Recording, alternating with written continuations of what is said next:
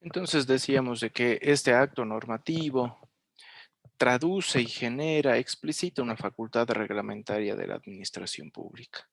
Esa facultad reglamentaria está consignado en la norma. Precisamente a partir de eso, nosotros vamos a ver de que en ese sentido, este tipo de actos normativos, este tipo de normas administrativas, tiene una justificación formal, pues no, tiene una justificación formal, pero también tiene una justificación política como tal, pues no. Dos justificaciones claramente identificadas. La justificación formal apegada a la legalidad, pues este tipo de normas no pueden exceder eh, la competencia asignada al órgano administrativo para producir ese tipo de normas. Por lo tanto, ese tipo de normas tienen que desarrollar de una manera precisa lo que realiza ese órgano administrativo. No puede irse más allá. Hacerlo le significaría contraponerse, atacar una norma jerárquicamente superior. Y eso es imposible en un ordenamiento jurídico, pues, ¿no? Entonces, apegada a la legalidad, vamos a ponerle apegada y con respeto a la legalidad establecida, pues, ¿no? Pues precisamente esta legalidad deriva de la propia Constitución, deriva de la Constitución. Ejemplos hay muchos, ¿no? Ejemplos lo podemos ver aquí. Ejemplo en el artículo 147, número 13 de la Constitución, sobre la capacidad que tiene el presidente de la República para reglamentar leyes sin contravenir ni alterarlas, pues, ¿no? O aquellos que convengan a la buena marcha de la administración pública. Entonces, noten ustedes de que en ese sentido le estamos nosotros dando al presidente de la República una función dual, pues no, porque reglamenta leyes por el un lado, siempre y cuando no las contravenga y tampoco las vaya a alterar, pero por el otro lado también puede producir este tipo de reglamentos, llamémoslos autónomos, cuando estos convienen a la buena marcha de la administración pública. Y eso es interesantísimo porque ahí nosotros podemos ver de lleno de que el presidente mediante este tipo de normas jurídicas puede gestionar la estructura de la administración pública. Esa estructura de la administración pública es muy dúctil, es muy evolutiva como tal y depende de la forma en la cual la nueva autoridad administrativa mire cómo debe ser esa administración pública. Lo que está haciendo el presidente Lazo es una muestra de aquello, pues, ¿no? Entonces ustedes ven cómo a la CENAIN, a esta Secretaría Nacional de Inteligencia, se le está dando un nuevo tinte, ¿no? Una nueva dinámica. Y esa nueva dinámica es a través de una reforma estructural, que es un reglamento específico, pues un reglamento autónomo, porque le conviene a la buena marcha de la administración pública como tal, pues. Pero ojo con esto, ¿no? El 147 número 13 es muy interesante para ver la justificación formal. Ojo, pero así como tenemos el 147 que otorga estas dos prerrogativas al presidente de la República, tenemos también el artículo 154 de la Constitución, en donde nosotros vamos a ver que la propia Constitución le está dando la posibilidad a los ministros de Estado de que además de ejercer rectoría, además de tener la capacidad para producir política pública, puedan también producir normas jurídicas en el ámbito de acción que le corresponde. Por lo tanto, si es que estamos nosotros viendo la labor de Marcelo Cabrera, que es el ministro de Transporte, vamos a ver de que a él le corresponde generar una normativa específica en el ámbito que le corresponde. Por ejemplo, en la materia esta de tránsito, pues, ¿no? De las tarifas. Entonces, a él le corresponde una suerte de generación normativa para regular a este sector. No puede irse más allá, no puede irse a regular el campo de la vacunación, pues no, no le corresponde. Deriva de la Constitución y está apegada eh, y con respeto a la legalidad establecida, pues no. Ciertamente podemos decir que no nos encontramos ante una delegación legislativa. No podemos decir eso. No podemos decir que la Asamblea Constituyente, pero no la nacional, que la Asamblea Constituyente está delegando pues a la capacidad de producir normas a otro tipo de entes que no son pues la Asamblea Nacional, el Parlamento tradicional. No estamos hablando de eso. No podemos decir de que hay una delegación, para nada. Lo que sí tenemos que decir, y de una manera muy clara, es de que sí que nos encontramos y estamos hablando de una potestad directa, de una potestad expresa para que la administración pública pueda actuar por cuenta propia y de manera directa para producir este tipo de normas. Hablamos de una potestad directa por medio de la cual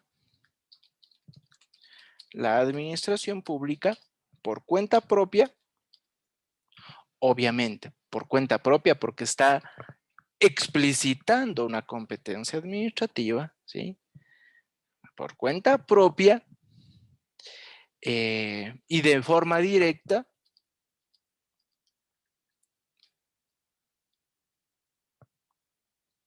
produce norma, pero una norma, ¿sí? Una norma que no es tipo ley, no de tipo ley. Eso no, eso no. No podemos decir que la Asamblea Nacional, la Administración Pública va a producir esas normas. No, no, para nada. No podemos decir tampoco que es una delegación legislativa, porque no le estamos delegando a la Administración Pública eh, la capacidad para producir leyes. No, para nada, para nada. También podemos decir que en el contexto de la justificación formal, nosotros vamos a construir reglas técnicas generales. Reglas técnicas generales. Reglas técnicas generales que dependen del grado jerárquico del agente público que está llamado a producirlas. Del grado jerárquico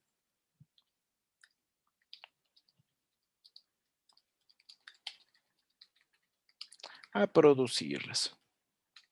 Esto es clave, ¿no? Porque tomen en cuenta de que este tipo de normas se inclina mucho con el principio de jerarquía administrativa, de tal suerte que el presidente de la República no puede pues invadir la competencia de el ministro de Transporte, y el ministro de Transporte a su vez tampoco puede pues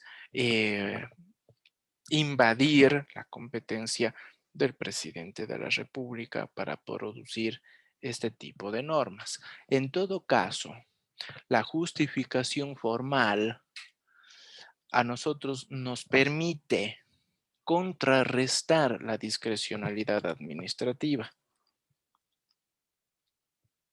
Contrarresta la discrecionalidad. ¿Por qué digo que es una forma de contrarrestar la discrecionalidad? Pues que es simple, ¿no? A mayor regulación, menor carga de discrecionalidad, pues, ¿no? Nosotros vamos a ver de que periódicamente, la administración pública necesita regular cierto tipo de situaciones que están en constante evolución, como por ejemplo, por el tema del gobierno electrónico, pues, por el tema de la transformación incesante del ordenamiento jurídico, pues, por ejemplo, con la implementación de esta nueva ley de protección de datos públicos. Esta nueva ley viene a generar un nuevo escenario, un nuevo espacio en el cual el gobierno tiene que regular cierto tipo de situaciones para precautelar los datos personales de los administrados. Para eso debe tomar decisiones, decisiones que muchas veces adoptan la forma de una norma. Precisamente, la norma como tal, ¿sí? O este tipo de regulaciones, las regulaciones normativas, impiden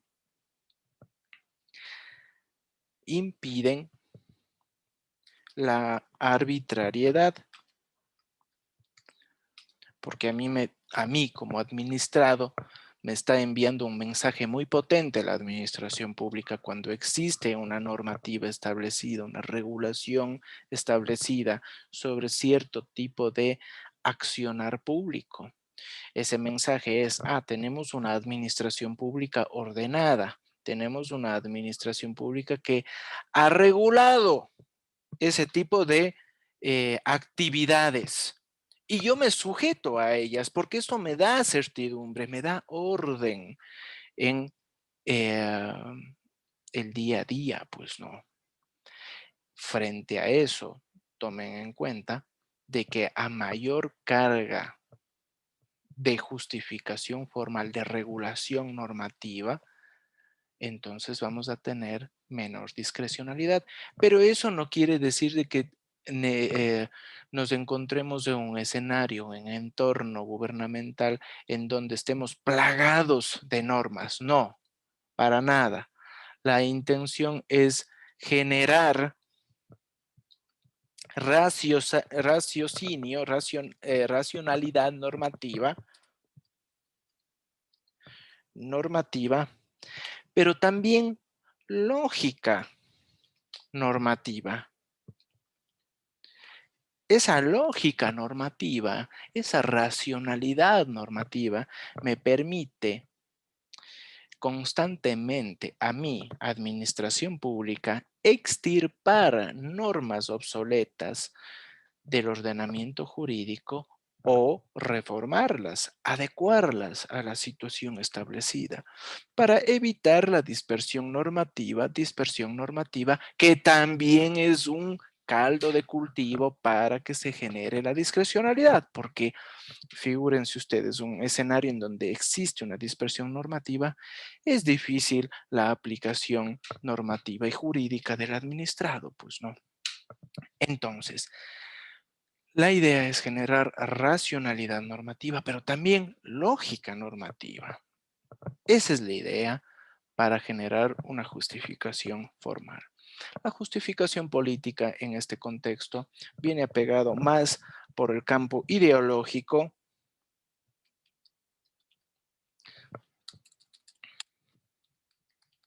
un campo ideológico y una expresión ideológica para cumplir cierto tipo de actividades gubernamentales, una expresión técnica de esa ideología, pues, ¿no? Es a través de la política pública que tantas veces nos hemos remitido. Nosotros vamos a ver que muchas veces tenemos pues normas que tienen una base, una justificación política, con una política pública establecida, pues, ¿no? Por ejemplo, vamos a poner aquí un ejemplo. El código o normas éticas que expidió el presidente Lazo, ¿no? El primer día de gobierno, ¿no? Entonces, tomen ustedes en cuenta de que esas normas éticas tienen un contenido político, pues una expresión técnica, ideológica como tal. Esa norma adquiere el carácter de norma en el momento que Lazo lo firma y la expide como tal. Pero la base, la justificación es eminentemente política, porque tras de sí está queriendo algo el gobierno de turno, ¿no?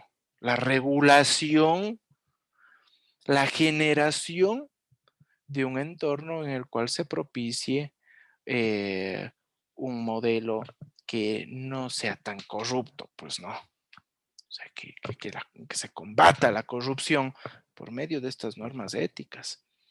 Pues es una expresión técnica, hay una justificación política ahí de por medio, pues con política pública eh, y que a la final toma una suerte de imagen jurídica como tal, pues no.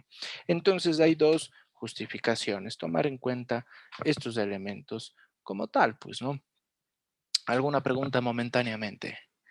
¿Alguna pregunta? ¿Está claro? ¿Está claro o no está claro? Vamos a ver. No sé si es que estamos este rato con otro cuadrito. Si me confirman. Sí, doctor. Perfecto. Espérense un ratito. Vamos a cambiarle de formato.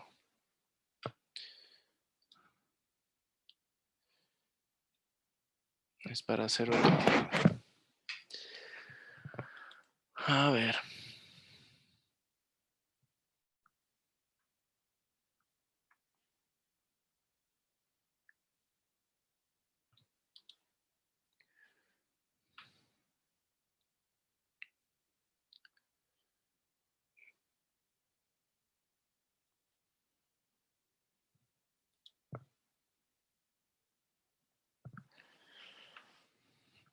Anotemos, me estaba olvidando de una pequeña tarea.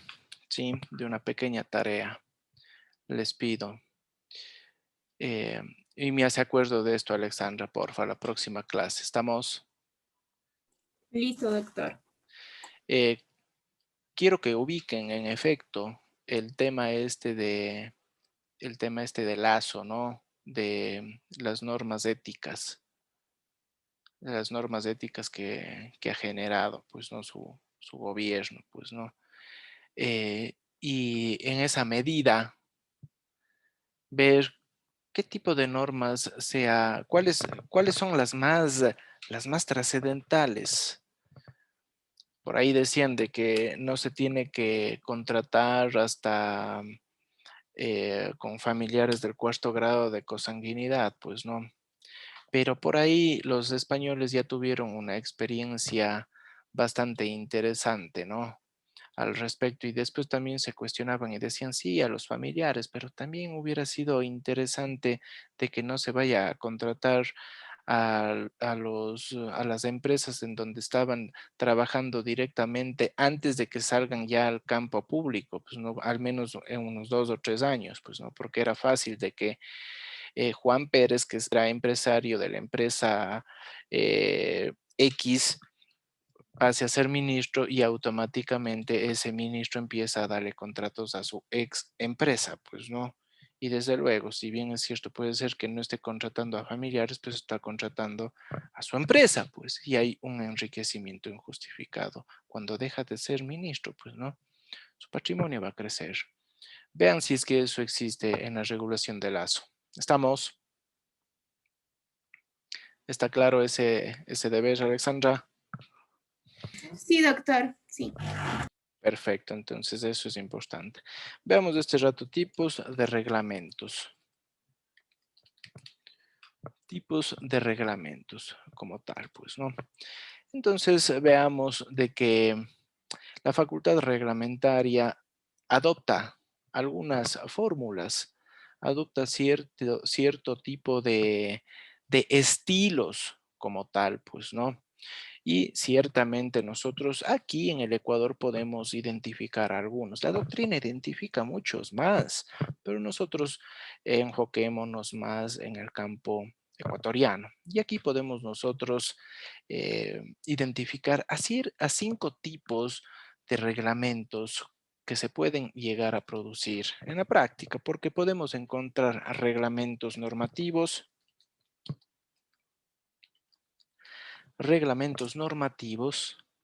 podemos nosotros encontrar asimismo reglamentos de organización,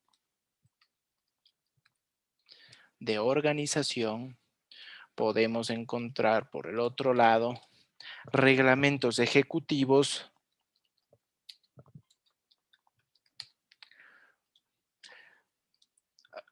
vamos a ponerle aquí, reglamentos autónomos,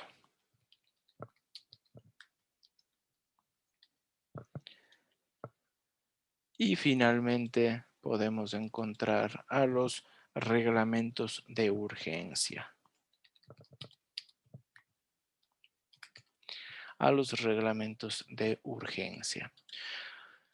Entonces, veamos de que los reglamentos normativos como tal, pues,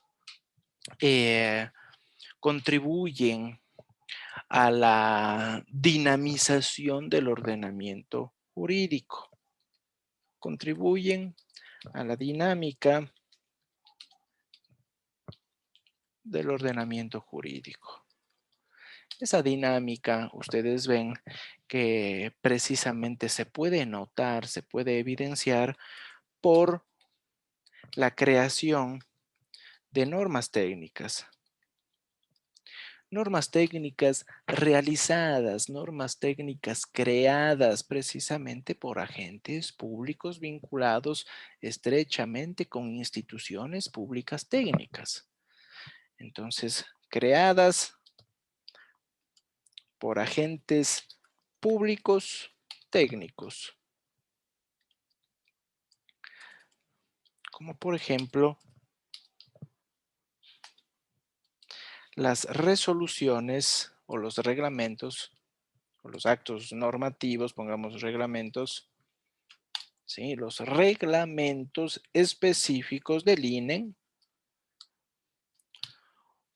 o de la SENAE, el Servicio Nacional de Aduanas, por ejemplo. Entonces nosotros vamos a ver de que este tipo de normas contribuyen al ordenamiento jurídico. Esa contribución tiene que velar principalmente por, pongamos, debe velar por el principio de uniformidad. Entonces, este principio de uniformidad lo que pretende es dotar de un ordenamiento jurídico estándar, coherente, que no exista contraposición normativa, de tal manera de que exista un cierto orden metódico en la aplicación y en la creación de normas propiamente dichas.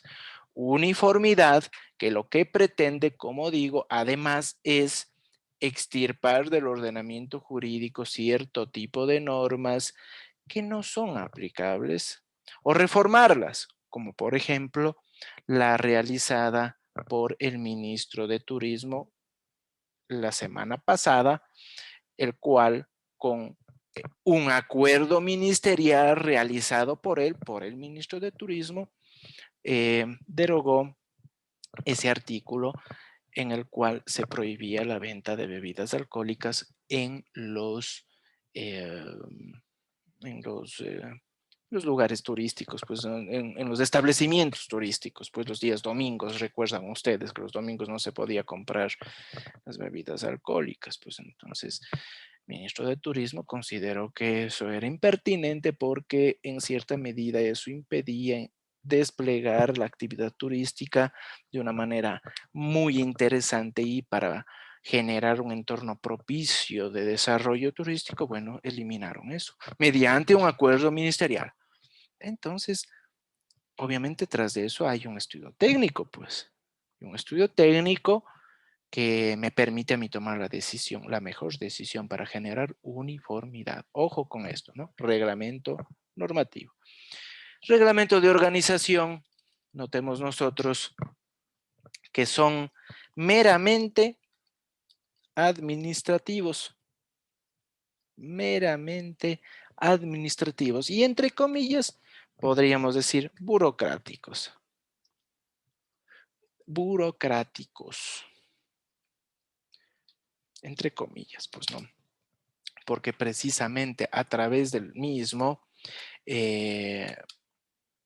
yo, administración pública, voy a generar un sistema ordenado, un sistema público ordenado, un sistema de administración pública ordenada internamente. Y evidentemente aquí nosotros generamos la reorganización del aparataje público, administrativo.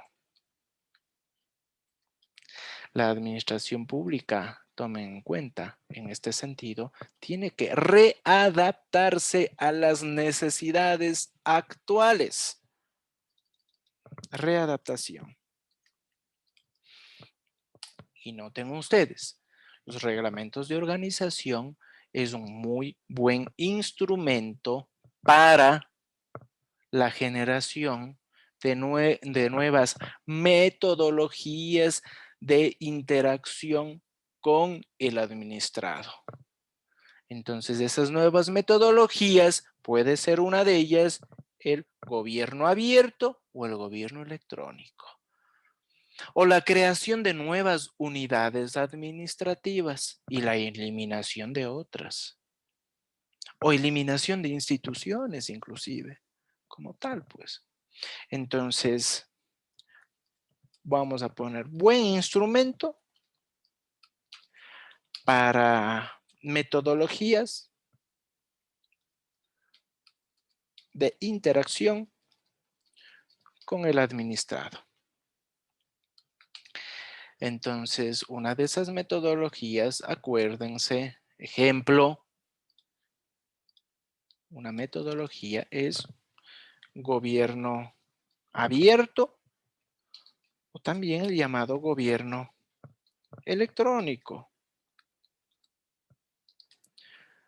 Entonces, desde luego que para su implementación va a ser necesario una suerte de nueva organización, de una nueva dinámica como tal, pues, dinámica pública.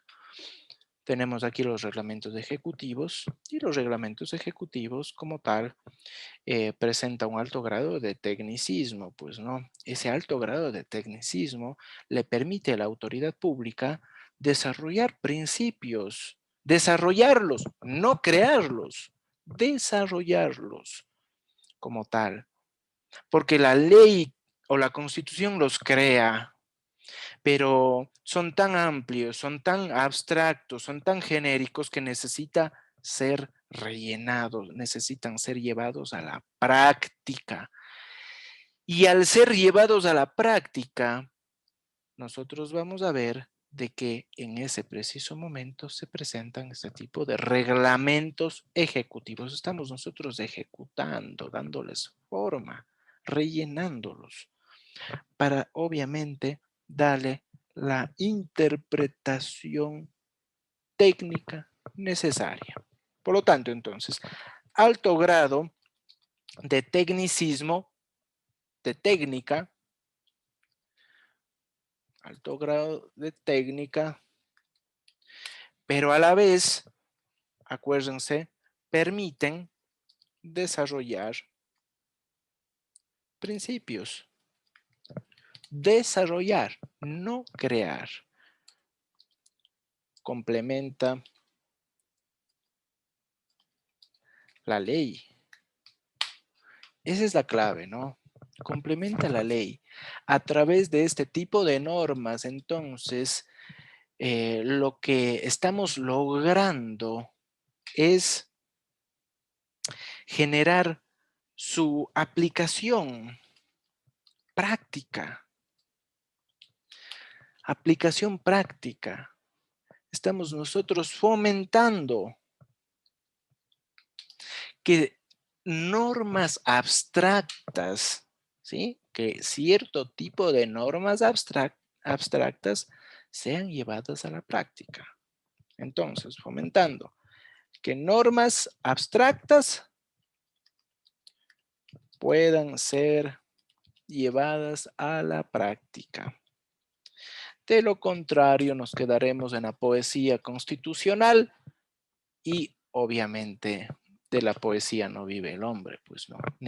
Nosotros necesitamos llevarlos a la práctica, ejecutarlas como tal, pues y para eso necesitamos este tipo de reglamentos como tal. Reglamentos autónomos por el otro lado, nosotros vamos a ver que no dependen de una ley, no dependen de una ley. Y como les decía, este tipo de reglamentos principalmente emanan del Ejecutivo. Y en nuestro caso, en el caso ecuatoriano, presidente, del presidente de la República. Entonces, el presidente de la República tiene la capacidad, pues, la capacidad de generar este tipo de reglamentos autónomos, pero son reglamentos ideales y muy necesarios para la buena marcha de la administración pública. Son necesarios entonces. Necesarios para escapar de una, vamos a poner, de un formalismo parlamentario. Porque nosotros no necesitamos pues agotar un trámite parlamentario para producirlos. Fíjense lo que sería pues entonces la creación de un ministerio, someterlo a una ley específica. No podemos crear, modificar o extinguir un ministerio. No podemos, pues, ¿no? Entonces, como tal, escapamos a ese formalismo parlamentario y son ideales para la buena marcha de la administración pública. Y aquí voy a poner el ejemplo. Es la segunda parte del artículo 147, número 13 de la Constitución, el cual quiero que lo lean. Es la segunda parte, ahí ustedes lo van a ver, que tiene esa capacidad el presidente. Y el reglamento de urgencia, como tal, pues no, se presentan en situaciones eventuales, ¿sí? Eventuales, en donde claramente, ¿no? Claramente nos encontramos ante situaciones temporales de excepción, de emergencia por una coyuntura específica, la pandemia, por ejemplo. Declaramos el estado de excepción. Es un reglamento de urgencia. Declaramos el estado de emergencia, por el otro lado, para la adquisición inmediata de medicamentos, fuertemente cuestionados, ¿no? Porque a través de los mismos eh, se ha podido ver que con su, con su implementación se ha podido saltar los procedimientos tradicionales y formales para realizar las contrataciones en la compra de adquisición de insumos médicos, pues no, lo cual tiene que cambiar. No por decir que estamos en un momento de emergencia, nos vamos a saltar cierto tipo de pasos necesarios y compramos a dedo al amigote. Pues no, ahí vienen casos Salcedo, por ejemplo. Cuidado, eso no puede pasar.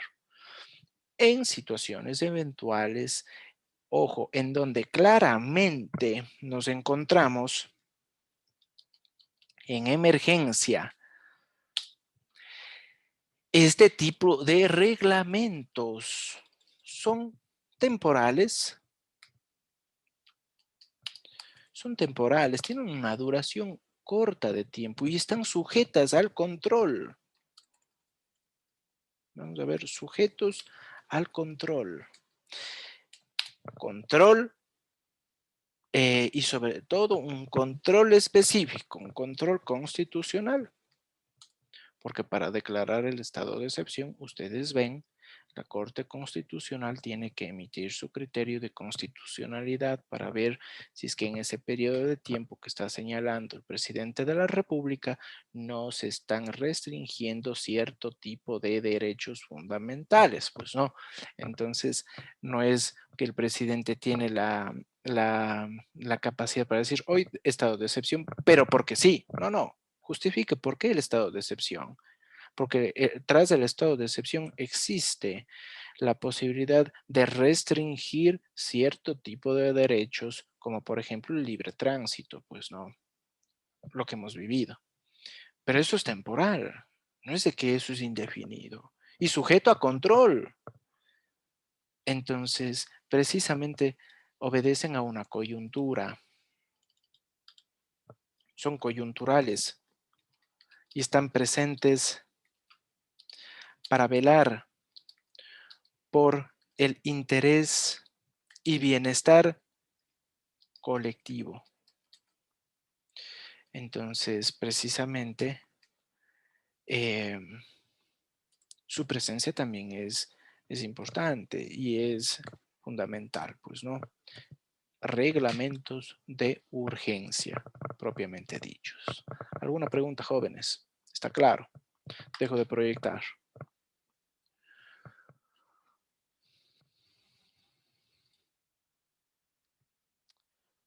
Muy bien. ¿Alguna pregunta que se tenga? ¿Está claro? ¿Está claro